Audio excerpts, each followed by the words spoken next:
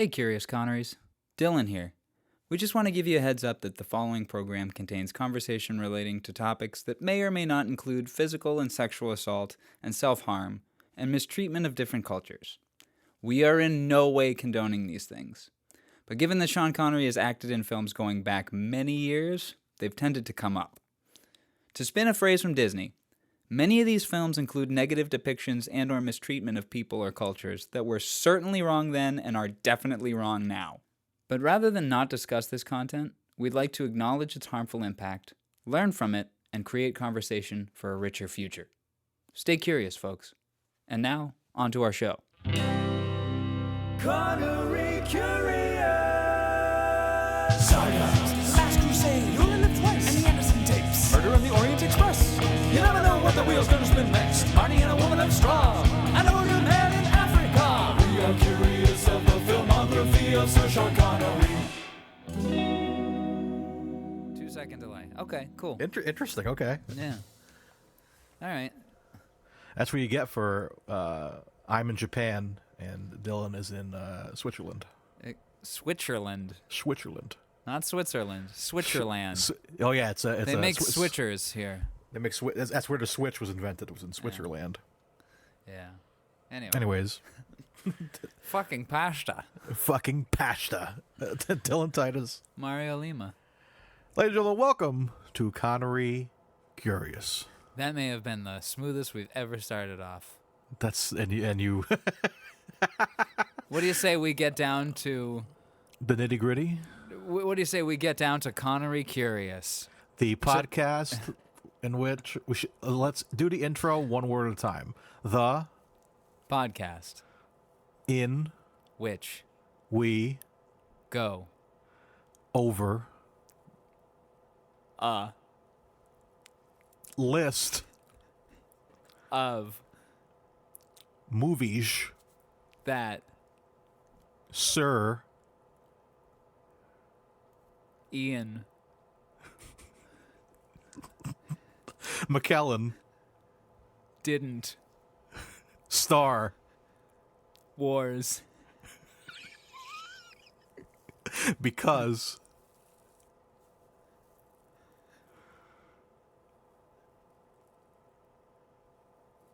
they were purple and purple. Are you having a stroke, Dylan? No. Is that your next word? Yes, that's my next word. Is that you're having a stroke, Dylan? All Anyways. right, folks.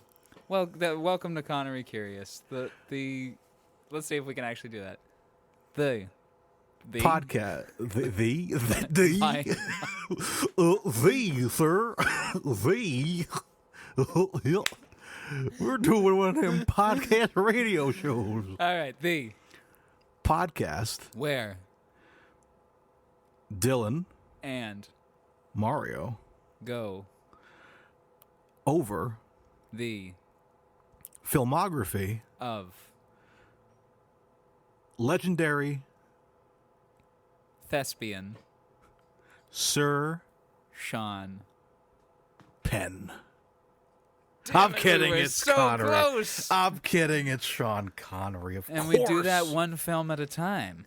One film at a time. And which film number is this? How many films have we done so far? Mario, this is film number 36. Good number. Good number. Which means, I think, if you take out the documentaries, we're halfway through. Just about. That wheel is getting smaller and smaller. Yeah. It's less to scroll. When you hit the little list on the side, it's like less. It's less turns of the wheel mouse wheel. Yeah. We've passed the point of no return. Dr. No Yeah. Return. Yeah, we literally can't stop this podcast because we have to finish. It's like we're in the weeds. We are in the building. We already forgot the logbook, and we need to go back inside and grab that logbook.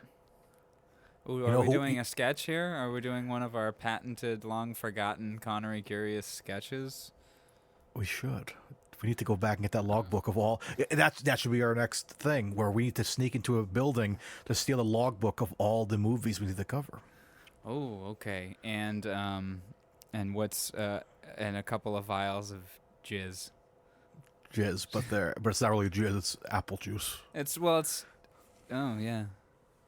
I mean, it's my jizz, so it's like useless. What? Yeah. Like, you're mean to tell me we had to tie up that one bodyguard to get useless jizz? You gotta be kidding me. Come on. I got the key card and everything. The getaway car was prepared. But anyways, guys, I was ready to impregnate myself with this. That was the objective. I was trying to make clones. Trying to build a clone army. Imagine if Obi-Wan went to the fucking... What was the planet he had to go to? The one Camino. that fucking... He had to go to Camino. El Camino. El Camino. Yo, bitch. Yo, bitch. Yo, Mr. Juan. Mr. Sifo Dyas, good lord. And that's how the clones were created. It just Boba Fett's or Jango Fett just jerked off into a cup. A bunch of he's like passed out in the fucking room. Please, no more. They needed 18 samples a day. He's just like dried out. He's like that little alien from Men in Black that's in the guy's head controlling the guy. He looks like that. He's all fucked up. It's like he can't fit in his armor anymore. He's too small. Anyway. But anyways, we're talking about vials of jizz. We keep him here for milking. They milk him. They're milking Jango Fett. Poor guy. 1 milk per clone. They 600,000 units are ready, with 1 million more well on the way. And Jango Fett's like, no, please, God, no. They should have called Book of Boba Fett Jizz of Jango Fett, because that's what Boba Fett is. Basically. Jizz of Jango Fett. Surprisingly, there's no jizz in this movie. Yeah, there's no jizz. There's a little I bit of don't know why I sex. thought it would be surprising, but mean- only in comparison to this. I mean, there's nonsense sex in this conversation. movie. There's a sexual. We see the aftermath of sex in this movie. So there's a little bit of jizz. And God knows what happens in those prisons. The aftermath of sex, in that we see that people that it's a father and son and a father and son. Those are the aftermaths of sex. Anyways, with all this talk of vials of jizz, what movie are we covering today? Yeah, I feel that's a good segue. That's a great segue. All right, today in the filmography of Sir Sean Connery, we watched and are discussing 1989's Family Business. Finally. How long have I been asking for this movie on the wheel? I couldn't At hear least- that clap. Oh, well, you hear it in post. Yeah. Anyway, you've been But asking for it for a while. For so long, because I was just so curious, Connery curious about seeing, we'll get into it, starring Sean Connery, Dustin Hoffman, and Matthew Broderick, amongst others, of course, that we'll get into. But just so interesting to see those three together. I never thought that would be a thing. You know, Connery is the grandfather, Dustin is the father, Matthew is the son. And at first I was kind of like, is that going to be believable? Did you find it unbelievable that they were related? At first glance, yes. But as the film went on, more and more their chemistry together, and the fact that Connery says that he was married to an Italian woman that was Vito's mother. Those things, I feel it's natural. Like, he's Scottish, he married an Italian woman, so his son leans a little more towards the Italian side, but he married a Jewish woman, so his son kind of leans, not leans, but like is just kind of this mix of everything. Yeah, it's never really like talked about. Like we do have, like, one of my notes going into it is like, we get the little Matthew Broderick does kind of a Connery impression talking about his grandfather. And That's my second note. I love his Sean Connery impression, which I will punch in here. Is the guy hurt? Well, Grandpa says he kicked the bull's ass the length of the bar and halfway down 10th Avenue. When is he gonna let up? Oh, Christ. So yeah, I thought that was like kind of fun. So like at first I'm kind of like, yeah, just gonna work and be believable. But then yeah, as you go on, as you said, the chemistry is really there, and then they don't really lean on like that Connery is like Scottish that much, but like he really is a guy from the Bronx, just like, you know, wheeling and dealing. And I thought that was an interesting character. I liked it's kind of skipping a little far ahead. We'll talk about our ratings later, but like I really liked Connery in this movie. I thought he was fun. The three of them were great. I love the three of them. I thought it was a cool story. Same. I love a good heist, but like, man, let's get into it. Before we get into it, I'll get you guys know the scores and everything. So this movie dropped in December 15th, 1989. We'll go to our Rotten Tomatoes scores here. Tomato Meter gave it a 35%. Audience score of 28%. Dylan, do you agree with those scores? No. Higher or lower? I'm going to go higher. I am also going to go higher. This was good. I thought this was a good film. Yeah, I liked it.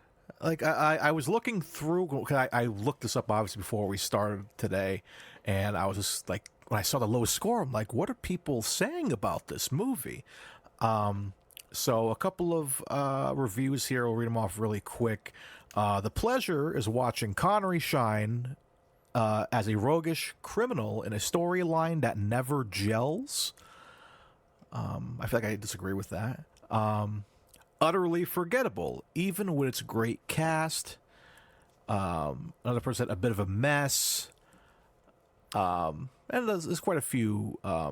Roger Ebert said all of the scenes establishing the characters and setting up the caper are joyful to watch, mostly because of the rich comic exaggerations of the Connery character. So I mean, it's not completely hated, but yeah, I guess a lot of people had some issues with it. I thought it was a fine story. I really had fun watching this. Same. So I guess should we get into our trailer voice and start discussing this? Trailer voice time. Trailer voice. An ex-professor offers Adam $1 million to get some plasma from a high-tech company's lab. Adam asks his criminal grandfather for help. Can they convince Adam's now honest dad to join? Dun, dun, dun. Yeah. It's an okay description, I guess. The only one I have here is, would you read that off of? IMDb. Because I had the same thing. Yeah, an ex-professor offers Adam $1 million to get some plasma from a high-tech company lab. Adam asks his criminal grandpa for help. Can they convince Adam's now honest dad to join? That's kind of fun. Sorry. $100 billion. Oh, gentlemen. Because it is kind of around that where it's like, you know, the dad's like, you know, I don't want my son involved in this shit, you know. There's a lot of, you know, runs in the family of being a criminal, obviously. So I thought that was like interesting. What did you think of the dynamic of Connery and Hoffman's characters, Jesse and Vito? Who were only 7 years apart in real life. Yeah, right? Although Dustin looks great in this movie. I think Dustin Hoffman looks like $1 million. Yeah, what'd you think of that, like, father-son relationship? I really liked both of the father-son relationships in this film, as well as the grandfather-grandson relationship. Oh, yeah. There's some strong stuff in this film. I think we should go bit by bit, as we normally do. Yeah, let's do it. There's a lot here. Now, Yeah, it's not a very long film, but... almost 2 hours. Yeah, hour 50. The wiki is broken up into a lot of small paragraphs, and I feel like that might help me organize my thoughts a little bit. There we go, yeah. So, Jesse McMullen is a Scottish-American widower who emigrated with his Sicilian wife to New York in 1946. A lovable rogue, incorrigible womanizer, and tough guy, Jesse is proud of his criminal past and lifestyle. He raised his son Vito to follow in his footsteps, but Vito went straight at 21 when his son Adam was born. Vito now runs a thriving wholesale 12th Avenue meatpacking warehouse and has left his criminal life behind. Ashamed of his family's past, Vito married his middle-class Jewish sweetheart. Oh, sorry. I got something in my glasses, so it's very distracting as I'm trying to read. Okay, let's try that again. Ashamed of his family's past, Vito married his middle-class Jewish sweetheart and has tried to set a good example for their son, which, in his mind, means keeping Adam away from his criminally minded yet charming grandfather. Little does Vito understand that this strategy has backfired. The mystery surrounding Jesse, coupled with his strict educational upbringing, causing Adam to idolize his grandfather. Adam even puts up bail, borrowing it from Vito one night after Jesse is charged with assault from a bar-tavern fight. I'll do this third paragraph, and then we'll take it from there. Adam is in college with a scientific scholarship and has a bright future. However, 6 months before graduating, he drops out, complaining to Jesse that he was already being put on a pension plan and that they had my whole future mapped out. So when he unveils a scheme for a grand burglary, it impresses his grandfather, but Vito is surprised and bitterly disappointed. He warns his son not to pursue this and even slaps his face in a bar to drive home the point. This pushes Adam even closer to his grandfather, who can't wait to take a shot at $1 million payday. Okay, let's take it from there. Okay. Let's see. My first note is, what is with this opening shot? Did the opening shot... It's beautiful. I mean, it's not really... Like, it's a nice 360, kind of. Just, are you talking about, like, the cityscape? Yeah. Kind of stuff. But it's confusing. Yeah, I just think it's just more of, like, just establish, your location, just, like, oldish New York. I was kind of into it. And then later, that last shot for we its find way, out what it is. Yeah, I was confused. I don't like the opening shot. It doesn't make me like the opening shot anymore, but it adds some resolution to what that pile of dust that it settles on, like white sand. I just thought at first I thought it was cocaine. snow. I thought it was that was like snow. I'm like, are they establishing this is during the winter or something like that? But yeah, very interesting. Which we talk about it now? Did we just say what it is?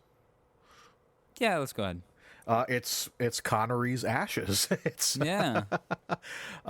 Spoilers: we get another Connery death in this movie. Connery death, a very, very heart-wrenching one for me, man. I got pretty teary-eyed. Is this the first one where we get a funeral, though?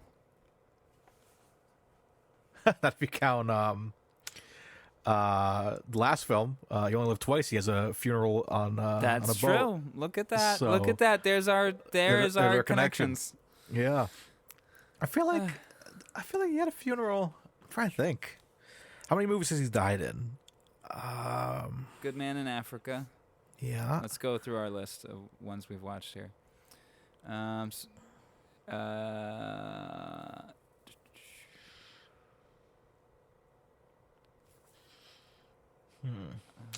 think off the top of my head. Molly Maguire's? Does he die in Molly Maguire's? He's sentenced to hang, so he doesn't get a funeral. Yeah, we just get a cut of him he's in the jail cell later on with Robin and Marion, he dies. Yep, no funeral. Does he die in The Next Man? No. Yeah, he is. He's assassinated at the end. In the car.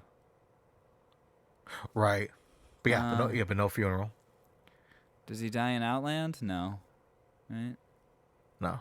He's a hero in that movie. Yeah. He dies at the end of Edinburgh. Edinburgh. Excuse me. He walks into that house and just... No, his pride dies because he's like, get the fuck out of my neighborhood. He dies in Sword of the Valiant. I want there to be... I was thinking about that clip the other day because you ever watch those like really obnoxious like YouTube shorts and like TikToks of like the guy running up to like a celebrity like, what do you do for a living? and they had like I saw one with Flea from Red Hot Chili Peppers, and he's like, "Get that fucking camera out of my face." I was thinking of like someone stopping Connery, and it's that clip of him like just shutting the door. Oh my god! What do you do for a living? Shuts the door. So, Good Man in Africa and First Night. Dragonheart. Oh, First Night. There's a funeral. Yeah. The arrows, and they that's kind of yeah. Dragonheart, The Avengers. That's where we're at. Yeah. So a couple funerals have happened. Anyway. But this one, that funeral hit me, man. Yeah, this was a good one. There was 2 funerals in this movie. Yeah, 2 of them. What else you got? So my first kind of notes here, a couple of. So I love Broderick's Connery impression. That was So fun. good. I put a note: $24 for a cab, not bad for today's standards, man. It's like $24 to get to Manhattan. Well, yeah, obviously the dollar was a little different back then. Then I had on my playthrough, I had my first Connery sighting at 10:22, entering the courtroom. 10:21, so meet at the halfway point. Perfect. 10:21.5 or whatever. And after that, it kind of skips around later to like, I love the way he pronounces pasta. Fucking pasta. Pasta. I have a note on that courtroom scene where we first see him. The lawyer lights a cigarette and then takes a drag, I think, and immediately puts it out. That always pisses me off in movie. That happened in Bullet Train, a recent movie. Yeah? What's his name? He's a dude from. He played Quicksilver. Oh, Aaron Taylor Johnson. Aaron Taylor Johnson. In the scene, he comes up the train at one point to meet up with these like dealers, and he lights a cigarette. Immediately starts walking towards the person, takes one drag, and throws it away. What the fuck's the point? Why'd you bother lighting? And he gets back on the train. It's cool. It's because he looks cool. Yeah, it was a really cool shot. It was slow motion, some kind of like rock music was playing, and he kind of just lighting the cigarette. He turns around and starts walking towards the camera. So I'm like, yeah, it looked cool, but like just goofy that he immediately flicks it away. I'm like, oh, that's a waste. So I guess it's a movie thing. I guess it's just a movie thing, movie trope. If only he flicked it into a trail of gasoline, leading to a tank or something. Yeah, yeah, that would have been way cooler. But yeah. So what else you got for that? Do you have anything else for the courtroom scene? I don't. Is there a different judge in that courtroom scene? Yes, there's a judge in the first one, and there's a different judge in the second scene. Yeah, because I had my. You got a note on that judge? For the second judge, yeah. Yeah, me I too. said Judge Strickland. Yep, I made the same note, Judge Strickland. Yeah. And I was like, oh man, I heard his voice. I'm like, that sounds like Mr. Strickland. And there You're a he is. slacker, McMullen. Yeah, I want him to say that so bad. It's like, I can't deal with slackers. You're a slacker, your son's a slacker, and your grandson's a slacker. I wanted alternate 85 Strickland with the bulletproof vest and the pajamas, and he shoot the shotgun. That's my favorite Strickland. So yeah, that was a fun little connection. I like. So I did a note that Broderick looks absolutely exhausted from spending all night with Jesse, like just hanging out at like bars and hot dog places. They were partying, man. That was a great New York night, man. There was like out drinking. Getting their pasta or whatever, getting their dogs, hanging out. That was crazy. I can go for pasta right now. I can go for a hot dog. But yeah, he looks absolutely exhausted, and it's good. I like it. Anyway, so it's not really a note on the story or anything. Yeah, I don't really have many notes. I was kind of just enjoying this movie. Me too, but I did have a lot. I have quite a few. Mine is more like quotes and like just observations. I like that little when they go to the bar, all three of them, and they're kind of going over the deal. The only time they have a drink together. Yeah, when they're kind of going through that deal. I did like the little. You can call it a Goldfinger reference, but like when the waitress comes upstairs, that like is like I guess seeing. Yeah. She comes back later. Yeah. And they're like, "Oh, can I get you something to eat or something like that?" I forgot what it was. Let me get you something. Oh, let me buy you another drink. I'm about to go on shift. Let me buy you a drink. Like, no, we're all set. And she says, goes, "Man talk." Man talk, huh? And I'm like, well, that's a little throwaway line for me. And also, I just, He does everything but smack her on the butt as she leaves. Yeah. So very very nice Connery in this movie. He's not, they say he's like a womanizer type character, but he's a nice guy in this movie. We're made to like him, but I can imagine he is a scumbag. Though it's I think it's funny that the chief of police is pretty cool with him. Oh yeah, they're like, when he's walking around the prisons, like, "That's a fucking mess in here, man. What's going on?" Right? Yeah, And the chief is like, "Yeah, don't I know it?" Yeah, right. So so it shows that he's like, it's like all like minor things, he's getting into bar fights and all that shit. Like, so he's not like a fucking like murderer. No, he's just a fucking bad guy. He doesn't hurt people. Yeah, he gets into bar fights, but he doesn't hurt people that don't deserve it. Yeah, he says that. He's like, what's that quote? He says, he's like, "Oh, it's like, Grandpa, did he land the first punch or whatever?" And he's like, "When do I ever let them land the first punch?" But by the same token, when they do the robbery, he makes a threat that he's like, "When I come back, I'm drawing a line in chalk, and when I get back, if any part of you is outside of this line of chalk, it's going to be shot off." You understand? Yeah. And then he never goes back to that room because he's like, best to make him think we're still here. Yeah. He has no intention of hurting that guy. Yeah, he's threatening him, and that's a great. Yeah, gonna traumatize him for a little bit. Oh yeah, make his pants soaked. But he's not. He doesn't have any intention of actually hurting him. Would you ever want to be a security guard? No. It would depend on what it is. It's like if it was a night at the museum type situation, like Ben Stiller Night at the Museum, I'd be like, I'd hang out in a museum at night. You don't know what kind of creepy. Disney villains are going to come in then. Yeah, like what if the T-Rex comes to life, man? I wouldn't know how to deal with that. Or the Mummy. Yeah. Or the Mummy. You're fucked. Yeah, but like, I wouldn't want to like take care of like a bank or something because I don't know. It'd be interesting. But like that poor guy, he's just like sitting there watching the football game. I was like, we kind of skip it around. That heist was very exciting. I agree. Just like them, like, because like it's just funny because like I was like a little stressed out because when they were like saying like, oh, they come in, they come back, all three of them, because like I can't remember their names. Vito goes in to check it out first. He's like, all right, there's one guard there. Everybody come in, and they jump in, and the guard's gone.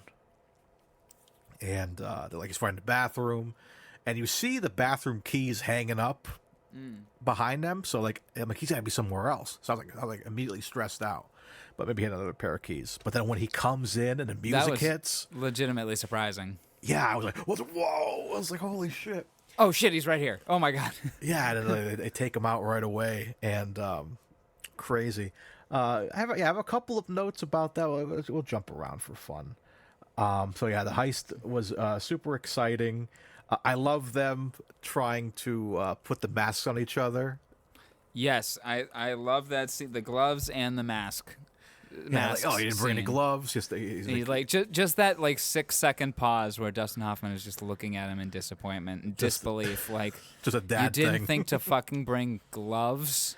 It's like, come on, kid, and then he gives him a glove. We're breaking into a genetics lab, and you didn't think about leaving your DNA behind. Oh my god! Like, you're putting in key cards and all these codes. I'm like, come on. I was so stressed out when he had to go back in. I'm like, something's gonna happen. Something bad's gonna happen. And sure enough, he forgets to put the code in one of the doors. One door. And triggers the fucking alarm. I was like so stressed out, man. I was like, come on. Why did he rush back? There was literally no need. He could have waltzed back. Just taking his time. And then, okay, all right. So should we just get more into the plot so we can cover that? Yeah, let's do it. I'll just try and wipe out as much as I can here. Unless you got any more notes you want to cover on this section? Let me cover some notes first. Go ahead. Kind of, because there is some stuff that I'm kind of like, we can kind of glaze over. I like that we see Louise Guzman in this movie. Yes. Let's talk about that scene. Yeah, so I enjoyed that. I guess I enjoy it. Maybe enjoy is the wrong word, but it's interesting. Like Vito is an interesting character because as it says in the wiki plot, at 21 years old, he's like, I'm out. I'm like not doing criminal stuff. I'm gonna raise my family. Yeah. My boy Sonny. I'm gonna work in a My meat boy packing Fredo. plant. My boy Michael. My daughter Connie. So he's an honest guy working in a meat packing plant, but you see that the elements of the tough guy are still there, where he beats the shit out of him for like stealing That was product. kind of terrifying. Yeah, when he hits him, and clearly Louise hit like a ketchup packet or something. Yeah. But like just out of nowhere, like this shows that like Vito can fucking throw down. He still has that like street tough attitude that can like hit at a second. So it's like, because like the whole thing is like we're trying to see if Vito is going to get involved in this. He's like, no, I don't do that shit anymore. But he still has that mentality of being a tough street guy. So I thought that was really fascinating to see that. So he still has those and even him and Connery kind of get into it a couple times, like where like He punches him. Yeah, He punches Connery. And I do like after that scene, during that scene, his secretary goes like, "You were a lot calmer when we used to fuck." So. Oh yeah. Like, are you not getting laid? Let's see, what else can I get through here? I can keep going with the plot if you'd like. Let's see. Oh, the first funeral that we see, I want it to be my funeral. Please drink beers and hang out at my funeral. Bring the keg in. Have a party when I pass away. I like the kind of because they're all Irish, right? Like Irish and Jewish, I guess, but like an Irish neighborhood. But like, yeah, just they're all like drinking and like appreciating life, which they do at Jesse's funeral as well. Where they're on the rooftop and they're like just having a party, man. Just having a great time. So I really appreciated that. And my last note before we get into the heist, I like Connery. Connery sings a lot in this movie. He sings twice on his own, and then a couple of times with other people, or once with other people. Yeah, I think he sings along at the funeral. Just at that funeral, but yeah, he sings twice on his own, which I will punch in right here. Doesn't this beat cutting up cows on 14th Street? Well, we'll see. What a day this has been. What a grand mood I'm in. Why, it's almost like being in love. I want some red roses for a blue lady. Send them to the sweetest girl in town. All right. But I love him in the bathtub singing, and I just thought, what a weird location for a tub in a hotel room, and you hear bubbling happening, and then you get closer to him talking, and you see it's bubbling, so it's a hot tub. But I thought how hilarious if it was just him farting the whole time, and that's what's bubbling. The fucking water in the hotel room. It's a hot tub In the bedroom. Yeah. Of the hotel room. Why is it not in the bathroom? It looks like a shower too, because it has the door on it, but it gets out onto carpet. Yeah, right next to the bed, and I'm like, that's a really bad location for a tub. So I was like, what a weird room. Gross. Like I kind of had that in my our room for my the wedding. We had kind of like a nice like room, and it had like a big tub. It was like almost like a Scarface tub. It was huge, not that big, but it was very big, and it was kind of next to the bed. But there was like a big, almost like a breakfast nook type of situation, and it was tile in front of it. So it was separated from the carpet of the bedroom area. So that works. But this is a smack dab, literally feet away from the bed. And I'm like, and it's a hot tub also? And then in between there and the bed is the toilet. It's crazy. But it's bubbling, so I'm like Connor must be just farting up a storm in there or something like that. Because it's what the fuck's going on over there, man? Which you could totally see him doing. Yeah. This character. Oh, yeah. He's a farter for sure. Jesse McMullen. And last note for the heist, out of gas back in an hour. That's pretty smart. Keep the car, very smart. Keep the car on the highway so you shoot right out of there and you're good. Very, very smart. So let me keep moving through this plot because let's get to the I think heist. that'll let us bounce around. Jesse chastises Adam's older girlfriend over lunch after hearing she's making money sitting on 7 prime New York City apartments owned by terminally ill cancer patients via a contact in a cancer hospital. He lectures her that it's immoral to steal from someone legally while taking no risk, calling her a parasite. Jesse is eager to... You know what? You want to talk about that scene? Which one? The scene with Victoria Jackson.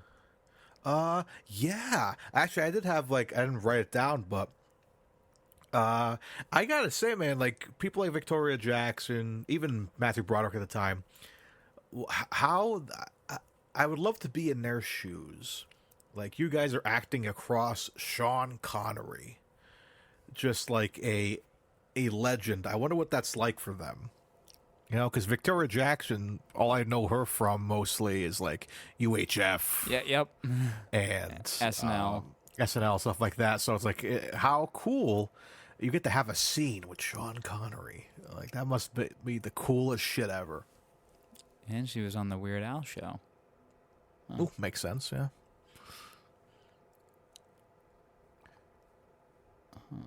Yeah, it seems she's a bit on the interesting side. In 2023, Jackson objected to Franklin, Tennessee holding a gay pride parade.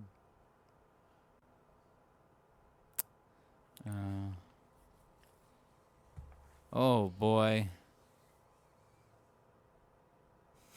You good? Hold on.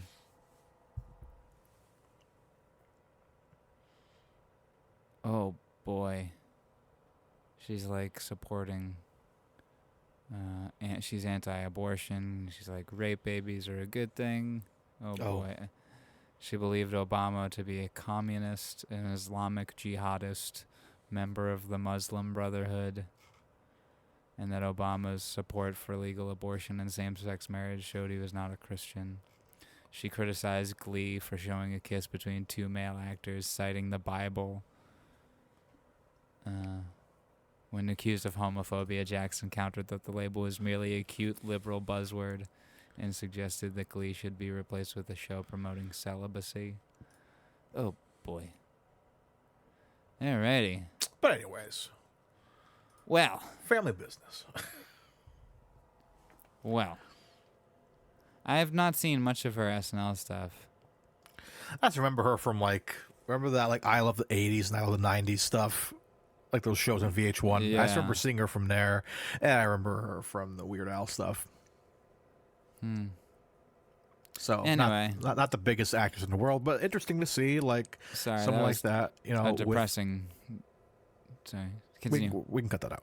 But No. yeah. So, anyways, but yeah, just cool to see her acting along Sean Connery. Must have been a really cool experience for them. Yeah, especially for Broderick. Yeah, was he actually, in fact, 20-something years old now, like 22, 21? He was born in 1962, so he would have been 26 or 27. Oh, wow, okay. And when did he kill that person? Wait, killed somebody? On August 5th, 1987, while driving a rented car outside Tempo, North Ireland, Broderick crossed into the wrong lane and collided head-on with another car. The driver, Anna Gallagher, 28, and her mother, Margaret Doherty, 63, were both instantly killed. Oh, boy, I can't keep reading this. Oh, my God. Sorry, folks. Sorry. I'm going to make a marker just in case I feel that needs to get cut out. This is a dark fucking episode. It didn't have to be. I mean, yes, it did. It did. All right, let's dig through Dustin Hoffman's. Yeah, did he kill anybody during Kramer versus Kramer? Like, let's. Yeah, he killed the other Kramer. Let's see. The burning one's house down. Let's see if any negative things we can find about. He did. Are you? You can hate me if you want. Just please cut that. You want me to cut all of that out? Yeah, like sort through it, and then we'll see what can be left. Because we don't need to go down that road. I don't know. It's a good we're two sassy ladies with our true crime podcast. Broadcast on old time radio. I said prodcast. Prodcast? Yeah, I'm prodding you. Prod. Look at our cast. Anyway, Or it could be broadcast. We have very broad shoulders. Dustin Hoffman, is he innocent? Put like dark, creepy music behind it.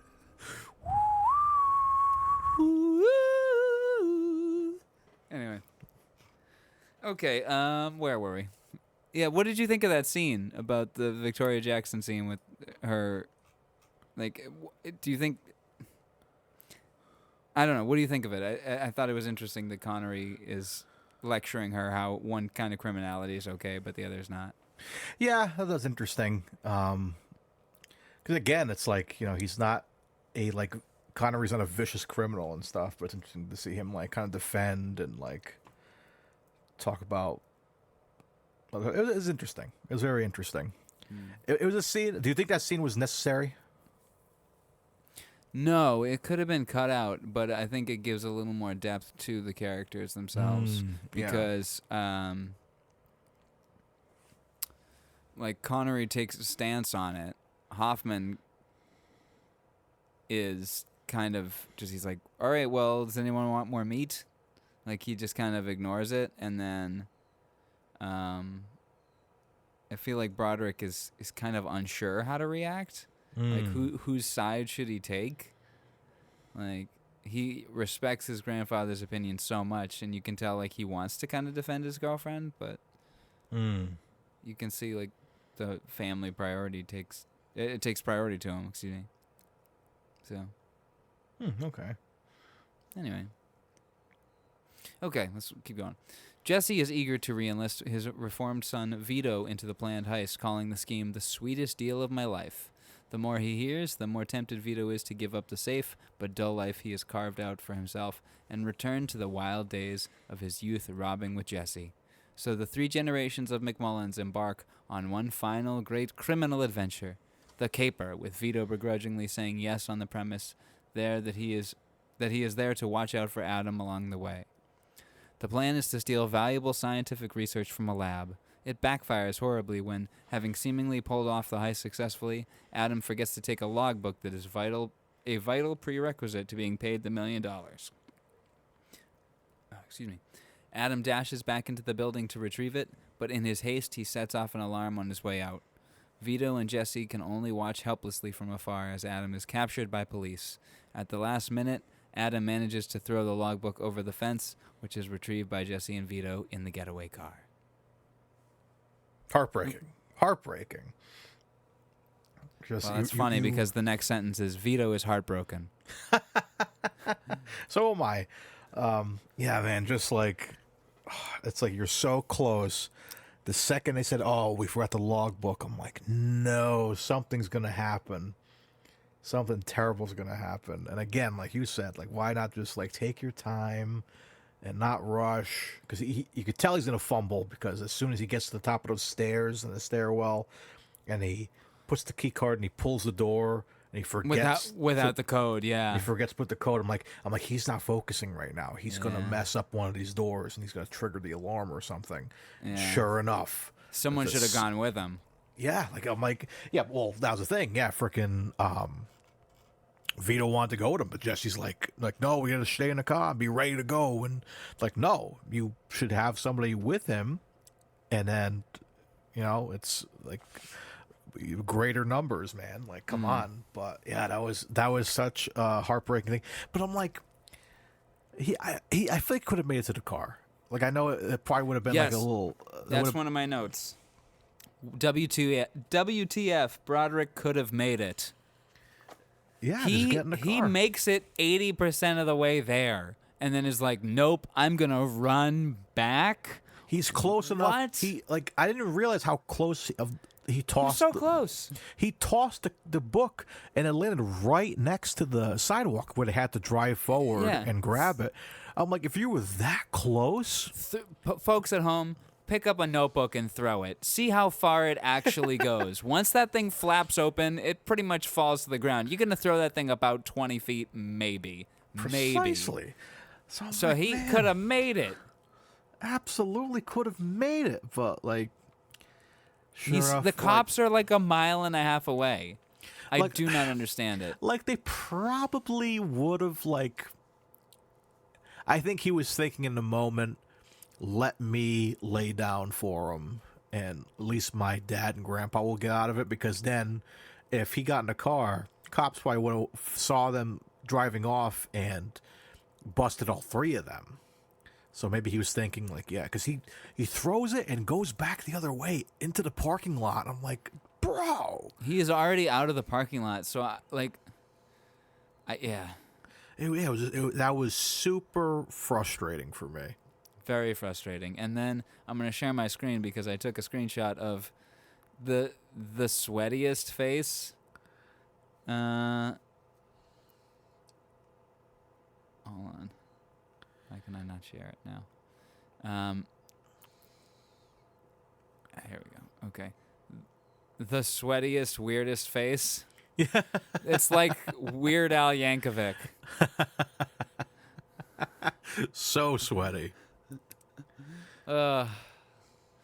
Anyway, so yeah, I've got a few screenshots here I want to share. I like this. Your father's always got a few grand swag money in his pocket. Swag. He robs the tax collector, your father. Okay, another screenshot here. When they're discussing their plans at the funeral home. At the funeral home. You know what I'm talking about. Yes. They're at a funeral home where a funeral is taking place. And they're openly... okay. One of my notes in this movie is fucking talk quietly. Every conversation they have about the robbery is just as loud as I'm talking right now, which apparently is incredibly loud. People say I talk way too loud. Yeah, I had a mental note where, like, that bar scene when they're at the small bar first having a drink together, I would have loved to have been that guy sitting at the bar all the way by himself, and he's kind of looking over. Like, he hears everything you guys are saying. Can I join? Yeah, it's like, what do you... It's like that, I think you should leave skit. What are you guys talking about over there? Nothing. We're talking about sex or whatever. Well, in this scene, they're talking about the fucking robbery, and look what's right behind Dustin Hoffman. Cops. Yeah, that stressed me out. I was like, Jesus Christ, man. Like, come on. What other screenshots have I here? Okay, yeah, there's the Connery singing in the bathtub that's in the carpeted hotel room. Yeah, look at that. That's what a weird, because obviously that's the... And look, the sink is right there, too. It's like... Yeah, and it's a shower. That's definitely a shower because it wouldn't have the sliding door.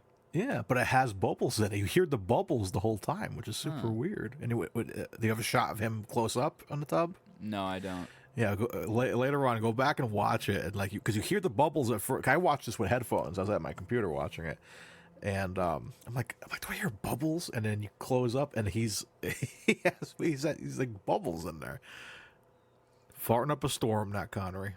I'm going to the scene right now. I like this scene in the hardware store talking about Pee Wee Grogan. Oh yeah, I like that. That was real funny. Okay, we're at the bath scene now.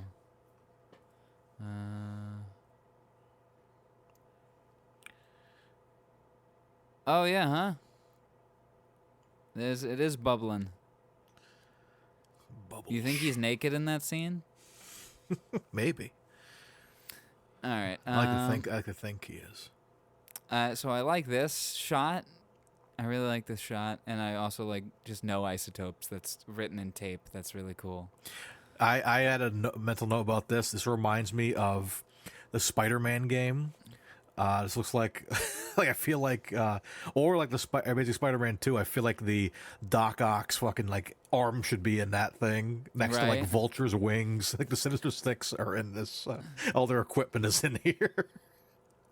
Yeah. I'm waiting for like Dr. Connors to come out, and like as the Lizard and just destroying everything. Setting up the future films in the Connery cinematic universe. Hell yeah. So I love that. I think I might just make that my background. That should be the background of the episode, I think. Yes. I really like this when they come out of the lawyer's office. I just like the town. Like, it looks like Massachusetts, doesn't it? Yeah, that could be Fall River. Yeah. During fall. I don't know. It's just very human. It doesn't look like something you see in a movie, you know? Yeah. That's not where I wanted to. Okay, I wanted to. This is what I meant to get a screenshot of. This scene, this shot looks like it's trying to mirror, like, The Godfather Part 2, but having one of Dustin Hoffman's eyes coming through Broderick's glasses is just too goofy. Anyway, it kind of like, it ruins the seriousness of the shot. Like, you needed to pull the camera over to the right just a little bit more and give the actors a little more space in the frame. And then this is my final screenshot. Let's catch up on a little family business. There it is. They said the name. And that seems today that all you see. Anyway, sorry. And that's where like the theme song of the movie cuts in. Speaking of stuff like that, there's like 2 cuts to commercials in this movie. Yeah, I noticed that. Fade to black, cut to commercial. Anyway, all right, let's see what else we got here on the wiki. Okay, Vito is heartbroken and dreads his wife Elaine finding out what has happened. He and Jesse hire an expensive shyster lawyer for Adam's defense, but are told the only way for Adam to avoid a 15-year sentence is to give up his 2 mystery accomplices and the goods taken in the heist. Vito's wife angrily instructs him to give himself up along with Jesse, whatever it takes, to get her darling son Adam a reduced sentence. Who fucking wrote this? Vito locates the vials stolen from the lab that Jesse's lover Margie has been safekeeping, Margie instructing him to get that kid out of jail.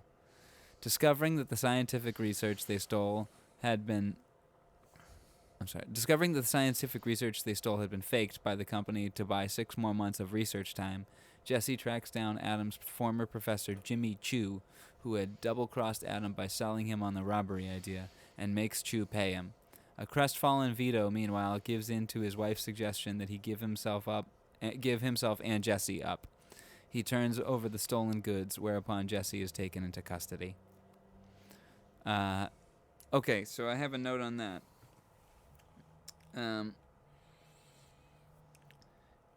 This is not our first time that we've seen Connery threaten somebody from the backseat of a car, is it?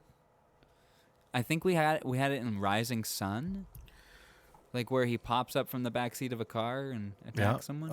Dr. No. Yeah. I'm a very nervous passenger. Yeah, that's... But I mean like a surprise. Oh, but that's a surprise. Yeah, doesn't he do it in Rising Sun as he's like clearing out the dudes at the end? I think so. Yeah, maybe. Huh. Anyway. Okay. When Vito goes to the prison to visit Adam and he finds out that Jesse has already been there, the music just stops and you could basically insert a record scratch. I'm going to punch that in. Adam McMullen. You his lawyer? I'm his father. 1 visitor a day. He's already had one. Who? Jesse McMullen.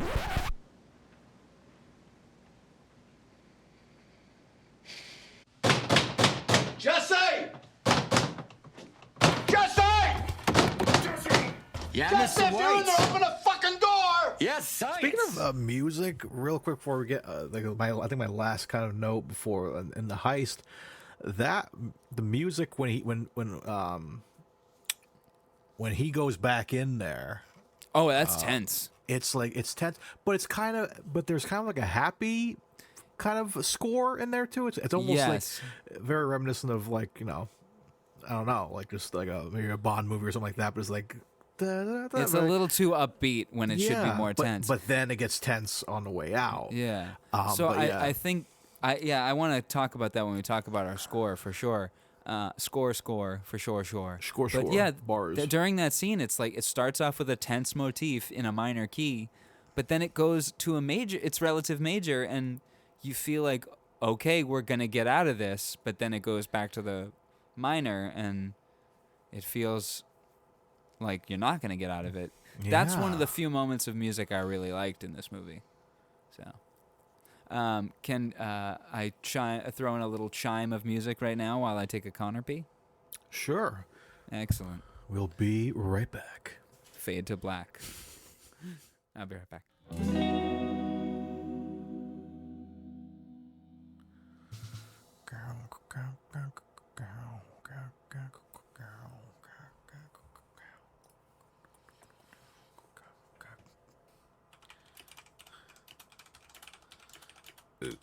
Excuse me. All right. Connor P. Easter egg this week.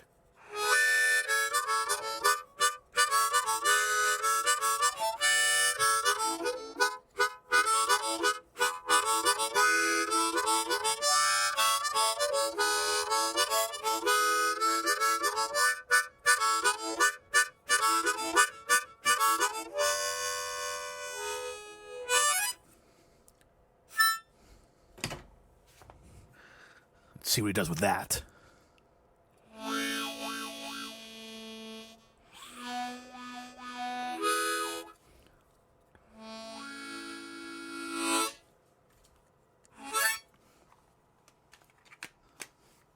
All right, we're back. And we're back. You looked so smug as you were sitting there. As a Yes, Mr. Bond. there's an Easter egg for you this week. Yeah?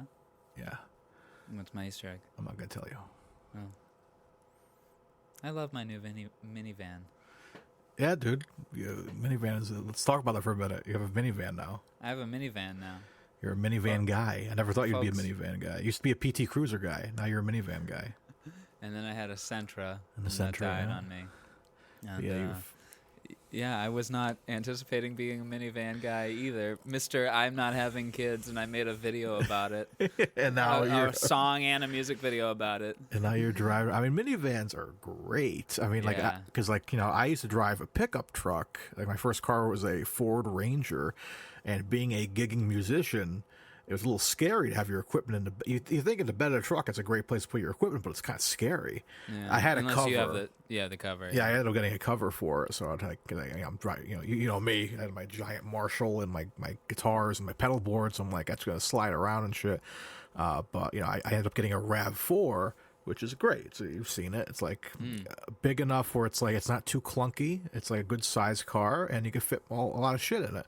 Minivan, that's the way to go, man. You could fit about 6 people in those back seats, maybe 5 or 6. It's a 7-seater. 7-seater. So you put the little seats down, and you could put a whole studio back there, man. Oh, it's cozy as can be, and it drives like a car. Like it feels super light.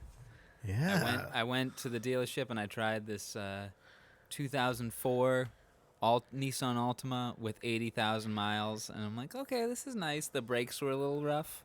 Ooh, okay. But they're like, we can fix that for you. And I pull it back in, and I park next to this van, and I'm like, tell me about this. Oh, that's like the first Transformers movie. Yeah. And he's like, it's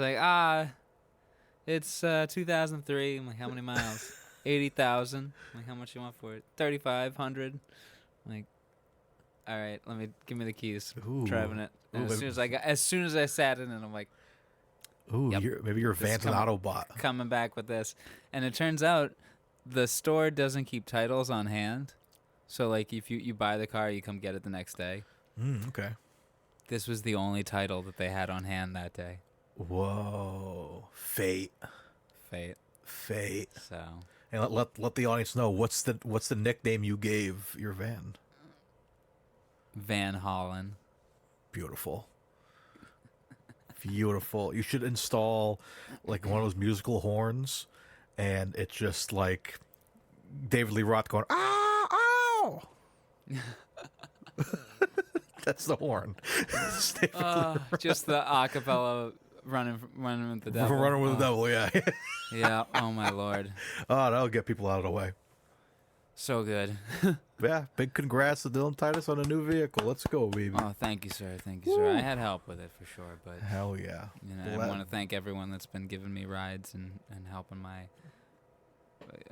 non-vehicle have himself in the meantime. So welcome back to the road, brother. Thank you.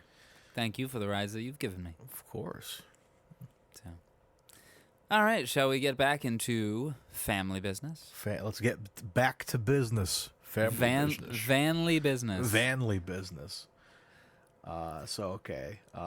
One more thing about the heist, which was really funny. Yeah, talk about it. Let's talk more about the heist. There's so much in the heist I really like. Same. I love.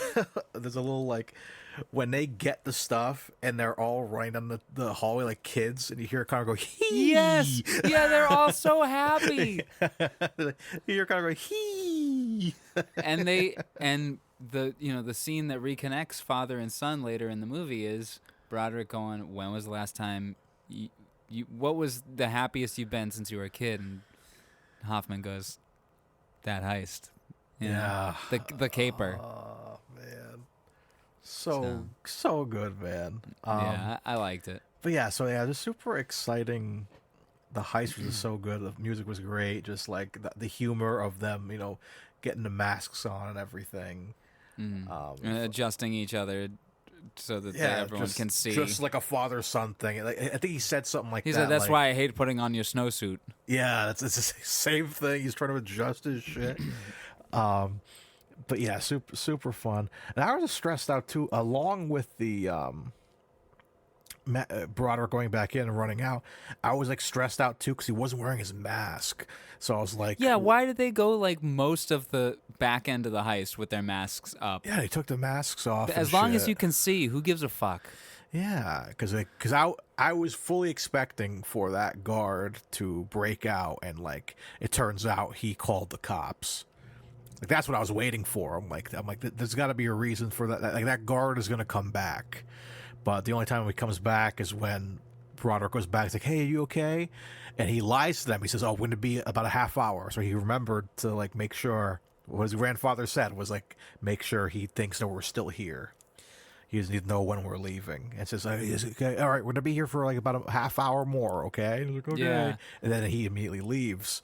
So that was pretty smart. But not smart enough because you didn't fucking pay attention at the fucking doors. You triggered a damn alarm, dude. Yeah. Come on. But that little moment is showing him, like, I really don't want to hurt anybody. Are you okay? Yeah. Which seems to be... Hello? Hold on 1 second.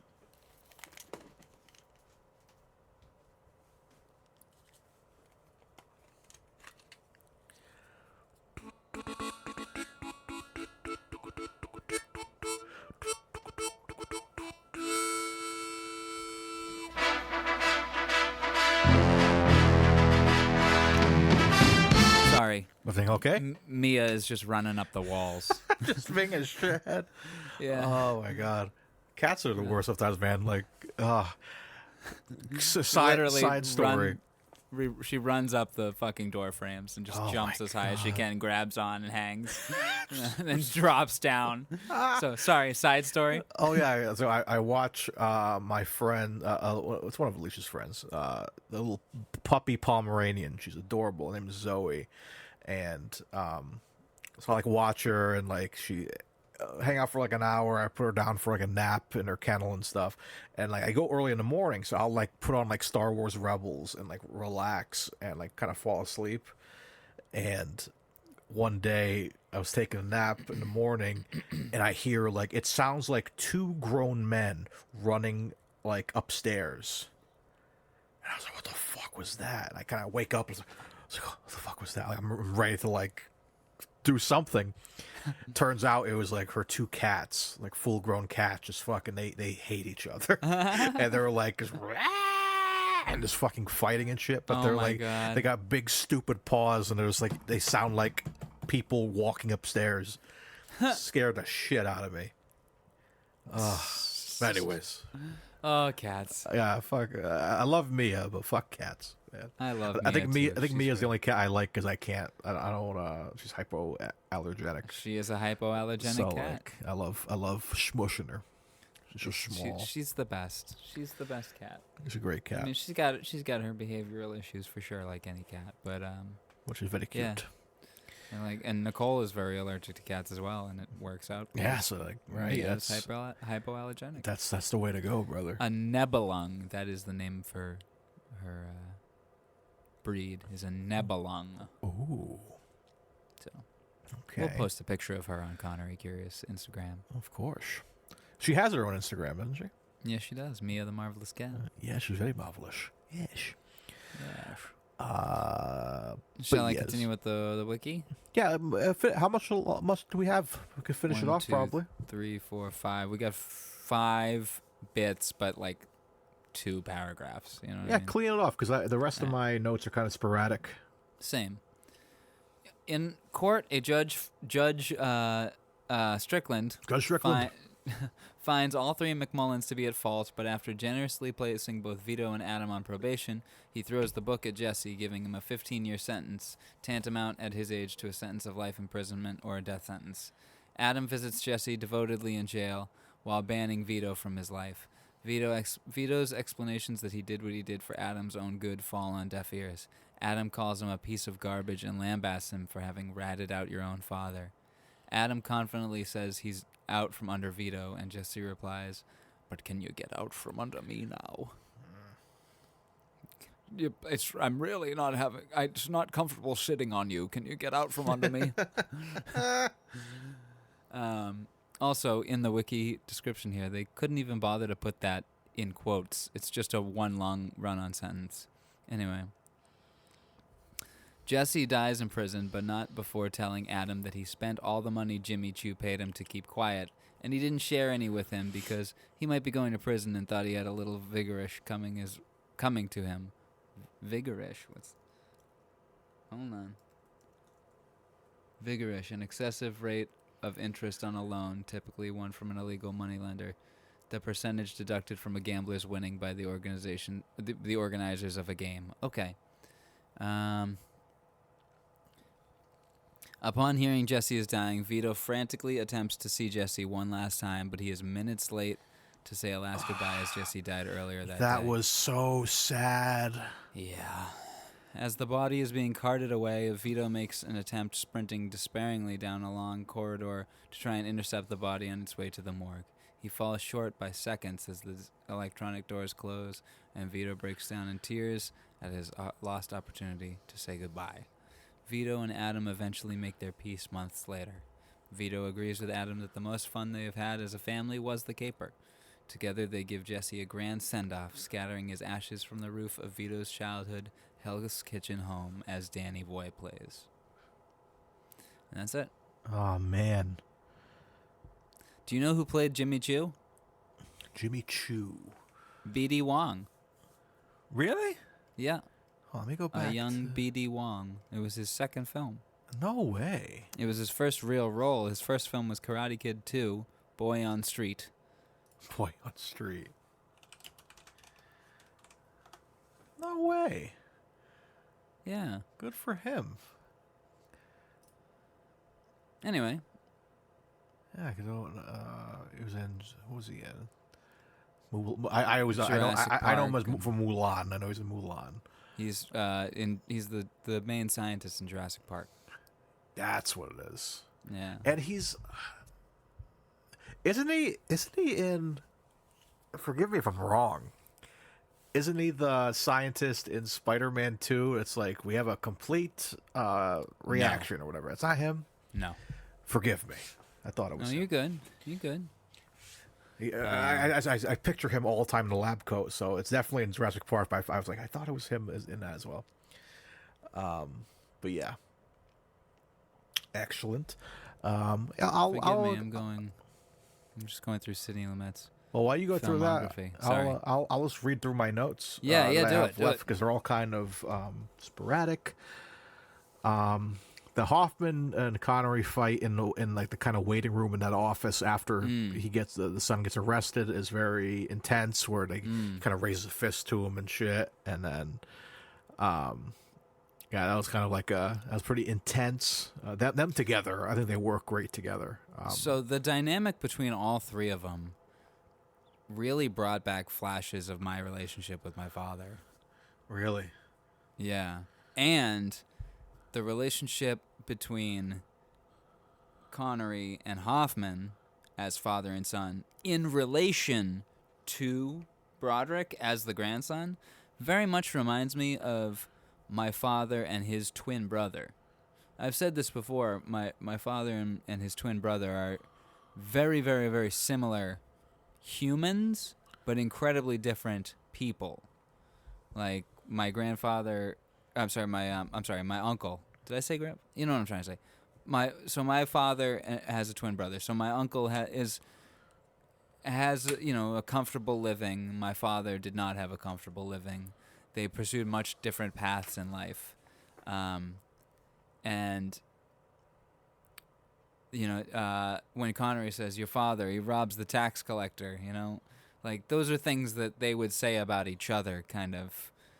You know what I mean? Their relationship in relation to me, very much reminded me of the relationship between Connery and Hoffman in relation to Broderick as the grandson.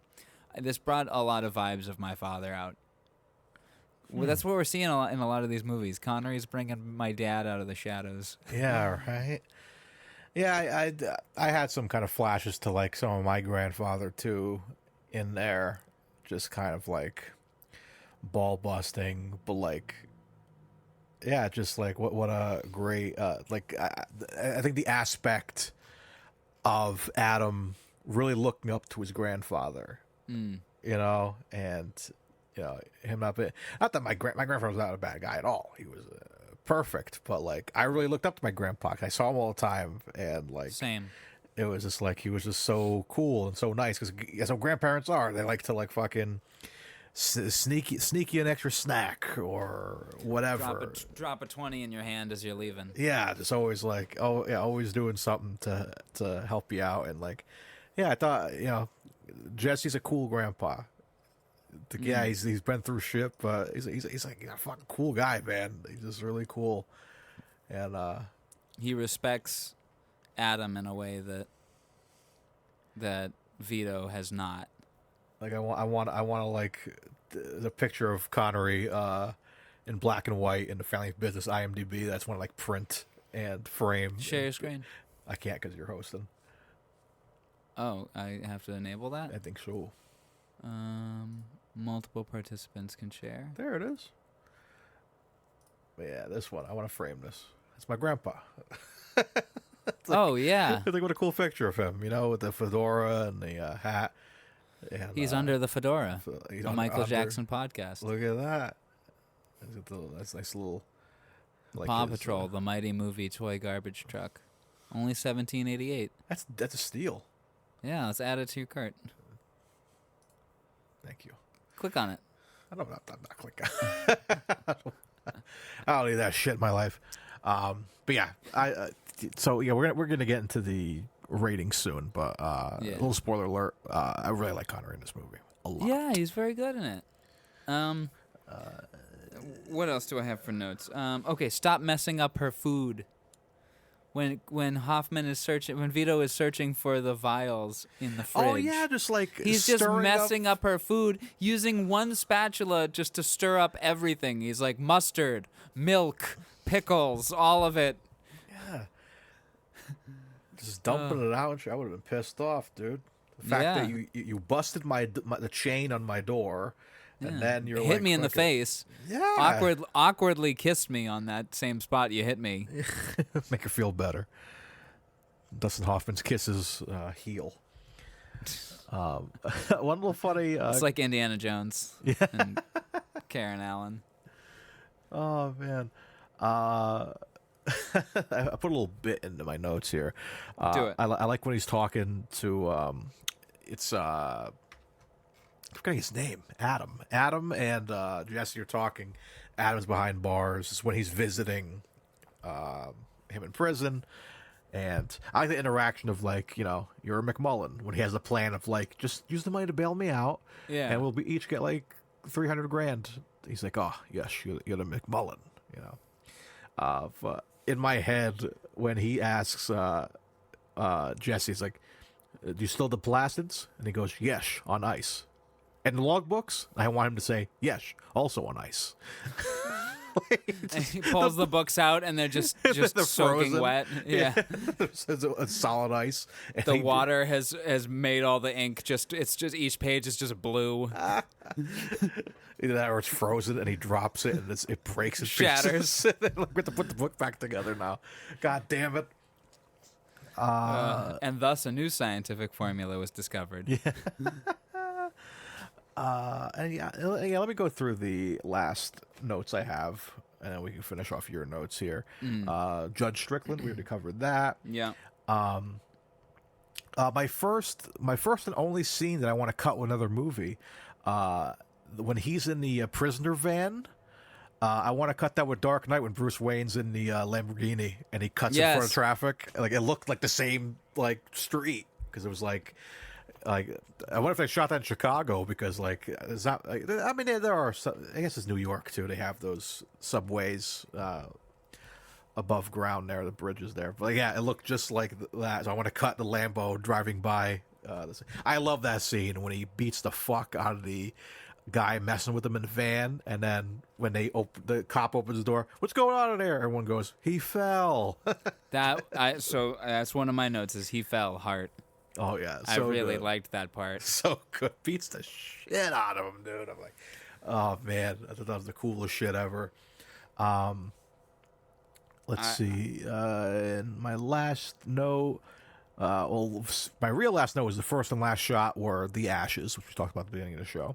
I liked that. Once you realize what it is at the end, it makes the beginning a little bit better. You're like, that's really deep. And so this was filmed in New York. All New York. Okay. Yeah. So good. More authentic. I like that. Last note was an observation. Connery dies, but some of these fucking ancient old men are still alive. There's that one guy that pulled the keg upstairs, and he has like this fucking long prospector beard. Like he looks like he's about to go hunt some gold. Like this fucking old guy. Like, hey, we're gonna get this keg up here, and like all these ancient guys, man. Even like the end, I think it's Vito's wife's father, the old Jewish guy. Yeah, like they go back to his house the next year, which is great. And he's still very old. He's struggling to get up. Yeah, he's still kicking. But Connery's character died. Like what the hell, man? Like what? Did they say what Jesse died from? Was he just did he catch something? Like I think they just imply that he's just in bad health and just getting very old. But he's only in his 60s. Yeah, so I was like, well, how are half of these dudes still alive? And like Connery didn't make it out. Who was like the most? He was running around. We saw him jogging through the hallways and shit. And all that shit. Like, man, what the hell happened, bro? But yeah, that's my last note. I didn't think he had to do it. Or I didn't think he'd do it, and then fade to black, cut to commercial when Connery is arrested. Oh, yeah. And my last note is the cafe that Broderick and his mom are played by Rosanna DeSoto. When they are in the cafe chatting and he kind of gets mad at her. He's like, don't bring up Dad's name or I'm not going to talk to you ever again. Like a little prick. That's the same. I just thought it would be funny if it was the same cafe from the end of No Way Home. Because it's kind of got the same layout. Yeah, it does, right? And it's during Christmas. Yeah. So he's waiting for freaking Peter Parker to walk in and he sees Ned sitting there hanging out. Oh, man. So yeah, I don't have a whole lot of notes on this movie. It was like, same for like I had a good amount. Mine was small observations and stuff, but like I just really, because I'll admit there's a lot of movies that I watch for the show that I do tune out, and I catch myself tuning out.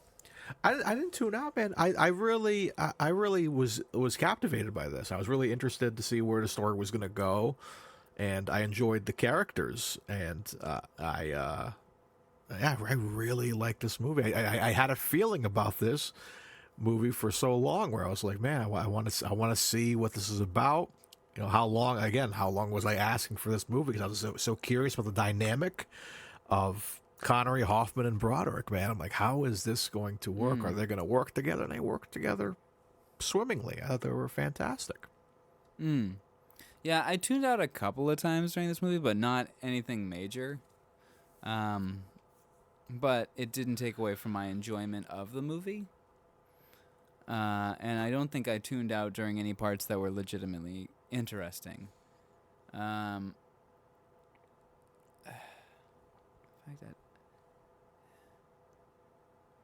Yeah, I don't even... to be honest, I don't even think I really tuned out. I think I just kind of... Enjoy it? I don't even know what I'm saying. But I know what you're saying, where there's films where you can tune out, like The Longest Day. The Longest Day. If you ask me anything about the movie right now, I can't tell you anything. Yeah. I don't remember. Like, there's some movies that, like, look at, we talk about all the time, Sword of Valiant, of how, like, that was kind of like a throwaway movie, but we can't stop talking about it. We quote that movie all the time. Yeah. There's some that are very memorable and some that you just forget about, and this is going to be definitely in the memorable category for me. I really had fun with this movie. Okay, I think it's less memorable for me. I think maybe that's what I'm trying to say. Like, I never tuned out hard enough to lose the plot, but I think at no point was I entirely engaged in it. Okay. You know what I mean? Like, I enjoyed the film, which we'll get into in our ratings. I enjoyed it, but there were, like, I found myself not looking at my phone, but, like, just kind of watching, you know what I mean? Yeah. Yeah, I don't know. I'm not doing a good description of what I'm trying to say here. So we'll just say I didn't really tune out. I enjoyed the film. You were there. I was there, yeah. It wasn't my favorite that we've seen so far. Oh, yeah, sure. Yeah, it's not the favorite, but I'm definitely happy I got to finally see it. And I think a question we always ask here is, would you watch it again? I absolutely would watch it again. Maybe. I'd maybe watch it again. Okay, a good example here is, like, I was starting to tune out, and then Hoffman beats the shit out of Luis Guzman. And I'm like, my God, I'm back in. What's going on here? Yeah, that shit woke me up, too. Yeah. So there were a lot of little moments like that where I kind of just started losing it a little bit, and then they would bring me back up a little bit. Yeah. Again, the security guard at the heist, when he walks in, that shit woke me the fuck up, dude. Yeah. Because I watched it in kind of two parts. I started watching it. I started it last night and finished it today. I only got 25 minutes in. I had a late stream on Friggin' Nerds, and then I realized that I forgot to. Yeah, I was ready to send you the movie. Yeah, I forgot about. I was ready to rent it. I started it, and I was like, all right, it's getting a little late. I'll watch 25 minutes of it. Like, it was right. I stopped right at the part when he's outside the meat factory talking to Hoffman. And I was like, 25 minutes. That's a number I can remember, and I'll start then. And then this morning... I got half an hour into it. It's about... Yeah, so about the same point. I got to the funeral home. Oh, yeah, no, I cut right before we see him beat the fuck out of Luis Guzman. I was like, I'm in. Let's go. I want to see Dustin Hoffman beat the shit out of people. Let's go. Nothing against Luis Guzman, but... And he did a really good job. It was interesting seeing I wonder Luis Guzman. Yeah, I want to... He did great. What was Luis's first movie? Because he's very young in that. I'm going to look it up right now. Let's see. I got his filmography here. Short Eyes in 1977. Ooh, 77. He was in Batteries Not Included, Crocodile Dundee 2, Family Business, McBain. Is that? Oh my God. McBain. He fought one war, now he's fighting another. This time he won't lose. Anyway. But yeah, so yeah, cool to see him. Again, another person that, I mean, he didn't act with Connery, but Dustin Hoffman. That's no one sniff against either, man. That's Hoffman, dude. Yeah, you got. If you're gonna sniff Dustin Hoffman, you gotta get up close to him. You gotta can't sniff against him. You gotta sniff him. But yeah, so is that everything? Is that our business? I think we've concluded our initial family business. I think it's time to get onto the main family business. Yes, where we, after our Connery conversations, we like to go into our official scores of the film. We score the musical score. We score if the SHs. We score the sexy rating, the film, and of course the man himself, Sean Connery. I think we'll start with the score of the score. Dylan, what do you think about the score? Let's do that. We'll go to the score of the score. Score the score. Let me share the screen with our audience here. Okay. The score of the score. I'm going to give it a 4.5. Oh, okay. I was not nuts about this musical score. How about you? Like I said, the only time it really hit hard for me is that Broderick scene when he's kind of running back to the lab, and it doesn't fit the scene much because it's like very happy, but I enjoyed that piece of music. So for that, I think I'll stick it at a 5. Okay. Share the entire screen here. Can I do that? Okay. Whoa, look at those flamingos. Awesome. Yeah. My background changes all the time. Yeah, it was a pretty boring score that felt wonky and off at a lot of the times. Yeah. But during that heist, it was the one time where I'm like, okay, this is a decent score. That was the only memorable track for me. Yeah, same. All right, so move on to the SH. The SH. You want to go first? Sure. It was definitely there, man. I meant to write down specific words he said that triggered the SH for me. But yeah, it's definitely there. I'm willing to give it a 007. A 7? I'm going to give it an 8. Ooh. Pasta. Well, Pasta. I don't think there's any H in it. I think it's just pasta. Kind of like that. Pasta. I'll throw in a clip into a quote right here. Those happy years for the two of you, Grandpa? Happy? Married to a Sicilian? Happiness is against her nature. She spent every waking hour cooking fucking pasta. She had me pissing olive oil. Now, you be careful. You got some of that blood. Try to encourage the Scottish genes. So, yeah, I thought it was pretty thick. All right, that gives us an average of 7.5 on the SH rating. And for our musical score, it was an average of 4.75. Excellent. All right, shall we move on to... Wait a second. Oh, okay, sorry. Thought I was on the wrong. Shall we move on to the sexy rating? Sexy. You want to go first? Or I'm going to go first. You go first. I'm going to give this film a 1 on the sexiness rating. I didn't think this film was sexy at all. Yeah, there's nothing sexy about it. No. It's really a family movie if you think about it. You know, even like Connery naked in the bath is not sexy. Yeah, not sexy. Yeah. No, I gave it a 1 for that scene where Dustin Hoffman's wife is like naked over his shoulder. Yeah, that's the only sexiness you see in that. She's very attractive. Yeah, I think I'm gonna. And she's like, yeah, I'd fuck the checkout boy. What would you? What a weird question. What would you do for sex if I was gone? Like, what kind of question is that? What would you do for sex? I mean, I get it though. He wants to make sure his wife's not going to cheat on her. Yeah, cheat on him. Excuse me.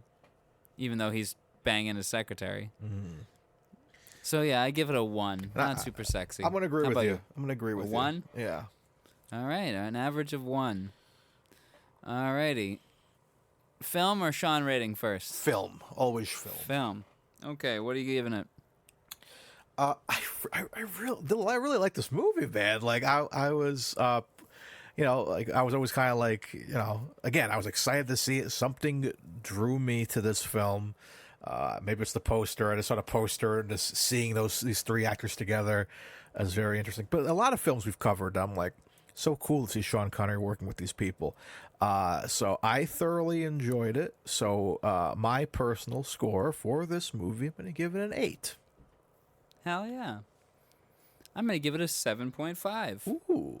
So I'm not too far off from you. We're close. We're close. Yeah, for an average of 7.75. I liked this film a lot as well. I loved the dynamic between our three leads. All of them did great.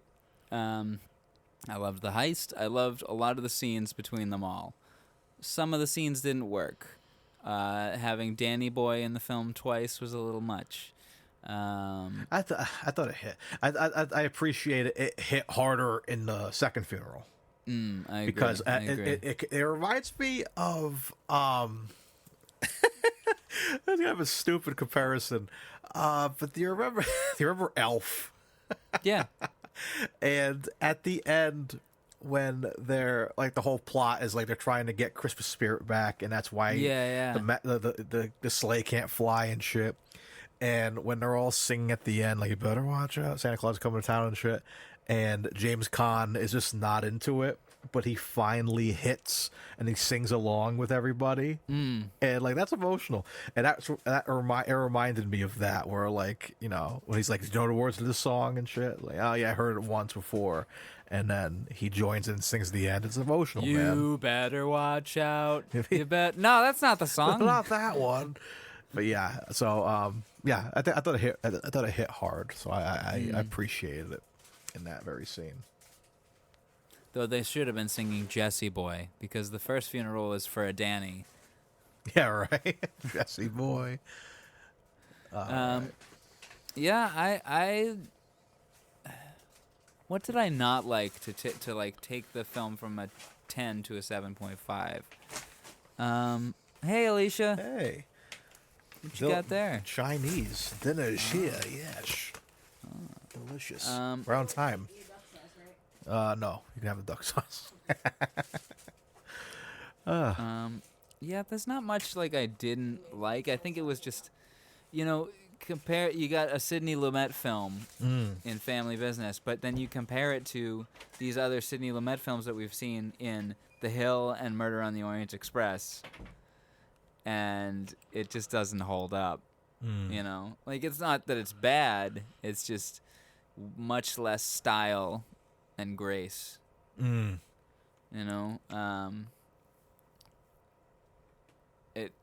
There's no shots in this movie that are as well done as anything from Murder on the Orient Express or The Hill. Granted, it's not Jeffrey Unsworth, but it's, you know what I mean? There's just there's some lacking in it. Yeah, I get you. I get where you're coming from. So, but it doesn't stop me from enjoying the film. 7.5. I may revisit it at another point in time. Yeah, I wouldn't mind doing a commentary for this when we go back and do commentaries. I think this would be an interesting one to discuss while watching. I'm not opposed to that. Eventually, we'll have to make a list of our commentary films we want to do. All right, let's each pick 3 right now. Top 3. Sword of the Valiant. Sword of Valiant. Yeah, we both thought of that one right away. Sword of Valiant. Probably Man Who Would Be King. Yeah, that's a good one. Honestly, the first 3, man, maybe the first 3 movies we did, because the third one's First Night. Maybe second. Second. That was second. All right. That was our second episode. Yeah. Yeah. So like maybe something along there. And I wouldn't mind doing a Bond with you. I think we have to do a Bond together. So if we do a Bond together, Goldfinger. Oh, I would do like Diamonds. Ooh, Diamonds. Yeah, just because it's ridiculous. True. I love Diamonds. That's like kind of a controversy between us. I, for a shoot, love Diamonds Are Forever, and you're kind of like, it's wacky. Oh, it's not great, but I do love it for It's not greatness. It's the Bond movie I quote the most. Alrighty, well, shall we get into our Sean rating Let's for Family Business? Finish it off with the Connery rating. Should I go first? You want to go? Yeah, go first. All right. I think he's really fun in this. He's really cool.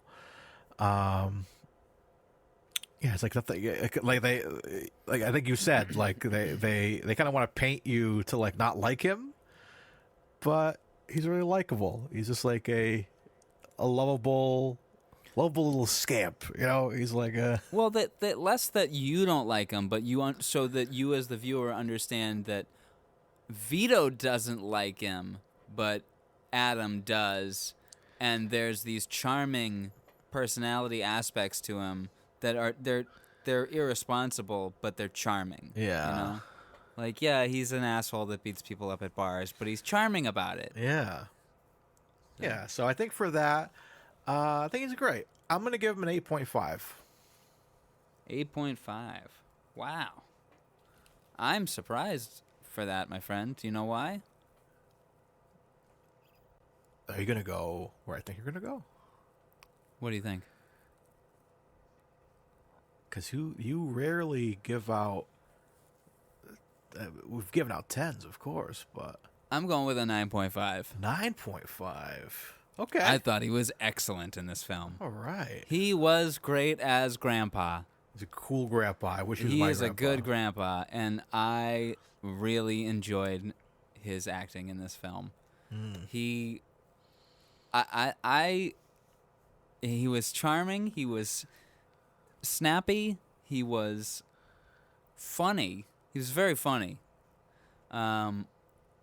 Just the scenes of, like, I really enjoyed the hardware store scene. Me too. Discussing him in a shopping cart was fun to see. Pee Wee Grogan. Hello? It's probably your cat again. That little space cadet is running up the walls. She Motherfucker. is running up the walls. All right. Yeah, I thought he was a lot of fun in this and charming as heck, and he was clearly enjoying the role. So 9.5 from me. I thought he did excellent in this film, and he was delightful to watch. All right. Especially he fell in the van. Oh, so good. Yeah, oh yeah, Beating so the good. shit out of that guy. So good, so good. You've called me Pop twice. So good. All right, man. That's our ratings for Family Business, which means It's a short one this week. Yeah, it was like nice and simple. It got right to the point. We enjoyed it. We're going shorter than the movie this week, probably. I think because we spent like almost 2 hours talking about Van Halen off the mic. Yeah, that's true. Yeah, we should have recorded that. Just us hanging out talking about Van Halen. Connor, by the time we introduced it as Connery Curious, it's an hour in. Oh yeah, it would be like we're going deep into the Van Halen world. But yeah, man, awesome talking about Family Business this week. But there's one more thing we got to do before we go. Oh shit, son! Whose turn is it? I think it's your turn. Yeah, because I hit Family Business. So it's your turn. We're going to go over to wheelofnames.com to open up the Wheel of Curiosities to see what film we are rolling with next week. As Dylan goes through and makes sure everything is off the list here. This is getting shorter and shorter, man. I can read the panels better now. I remember at one point the words were so small you couldn't read them on the wheel, and now the wheel is just it's getting there, man. Indeed. Are you seeing anything I'm not seeing that we've done? I think everything's off. It looks good. I think it's good. Looks clean to me. Yeah. Looks clean. Clean, man. Okay. So shall I shuffle? Start shuffling. What's this advanced? Are you sure you want to switch to advanced mode? Oh. What is the advanced mode? I don't know. Let's find out. Oh. Oh, it's weird. Whoa, I can change the color of each one. Ooh. Let's change one of them to be red. Just one random one? Yeah. Oh, now I gotta change it back to that color. It's gonna drive me crazy. There we go. I got it. Okay. Honestly, you should make Sir Billy a weird color. Yeah? Because it's the weirdest movie. Okay, what color are we gonna make Sir Billy? Just an obnoxious color, like lime green or something. There it is. Perfect. I like it. That's kind of our forbidden movie. Oh no, it took it out. Ah, shit. Well, Don't worry about it. It's fine. Okay, so I'm gonna shuffle and you tell me when. Okay. Start shuffling. And stop. All right. Mario, man. are you ready? Oh wait, no, hold on. We got to do. What are we hoping to get? What are we not hoping to get? What do I hope to get now that I got my movie? I still want Hunt for Red October. October's a good one. It'd be great to get it because October is upon us just about tomorrow. Yeah. So this episode will come out on October 1st. Man, so yeah, if we got Hunt for Red October, that'd be perfect. That'd be amazing. So they're there, and I think I would also, you know what? I'm kind of curious, curious about Highlander. I think I want to see Highlander. Same. I could go for Highlander. I just did. I found out that your Alexa, those speakers, you could do like music quiz or movie quiz. So every once in a while, me and Alicia will do that when we're bored. We're like, Alexa, play movie quiz, and we did one. And I got slightly spoiled, I guess. There's like a, to like which of these movies featured, it was a Queen song, but I forget what song it was, and one of the choices was Highlander. So it'd be funny, I just said Highlander, and I was correct. So I'm like, Highlander must have a fucking bitchin' soundtrack. So we're gonna hear Queen in Highlander. Yeah, so I'm excited to see Highlander. So I'm gonna say that. I'm gonna say Highlander this week. Okay, yeah, I could go for a Highlander or Hunt for Red October. What are you not hoping for? Documentary. Same, documentary. And a Bond. We don't want Bond. I think we need to take a break for Bond because we don't have many left. I feel like we're gonna land on, because we're due for like an old Connery, like not when he's old, but like in the 50s or 60s, like if it's an old one, I want like Lilacs in the Spring or Hell Drivers or something. If it's an old one, I want Darby O'Gill. Oh yeah. Because that's it's the only Disney movie he's been in. So I'm like, I'm very curious about that one. So alrighty, all right. So shall we? All right, shall we get to it? Dylan, I think it's time to spin the wheel of curiosity.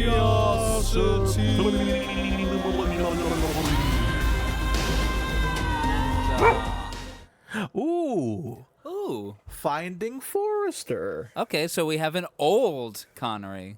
Yes. Finding Forrester. All right, that 90s? That is 2000s, I believe. 2000s. Finding Forrester, 2000. Wow, the year 2000. And his only film from that year. Yeah, because then after that's League, which is in 2003, and then Sir Billy. And Sir Billy. All righty. All right, man. So, Finding Forrester. Who directed that? Gus Van Sant. All right. Okay. I feel like that's who directed Good Will Hunting. Yeah.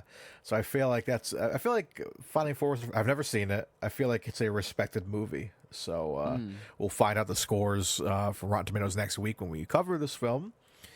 Hell yeah. Where can we find this movie if the people at home want to watch along? Yeah, let's check. Let's check on Just Watch. JustWatch.com.